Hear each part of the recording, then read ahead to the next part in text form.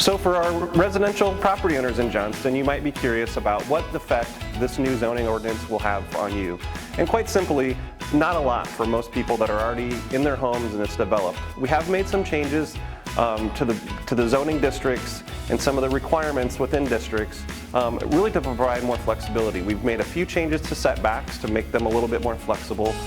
We've also made more flexibility in our fence standards. We had a lot of requests for fences that had to go to the Board of Adjustment, and so we've really tried to improve that process and make that easier for homeowners who are wanting to do fences to make sure they're able to do that. We've also made a number of other changes that just clarify questions that we got over time.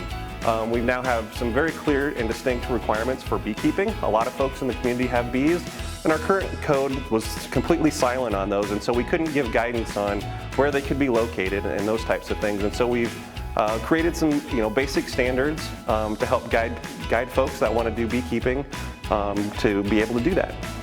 So this zoning update process is the first time we went through a holistic rewrite of our code since 1982.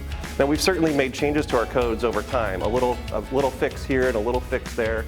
And what's happened over time is that's just made them very disjointed and not as connected. And so we really wanted to start fresh and start with a full document that really is easy for people to review, easy for people to use, and easy for people to understand. We're in the final stages of this process, and we're really in that period where we're trying to get questions answered, concerns addressed, and make sure people have had an opportunity to review our code. And so we have our online tools available for the public to go out and review the draft code, look at our executive summary to see some of the highlight of the changes that are being made.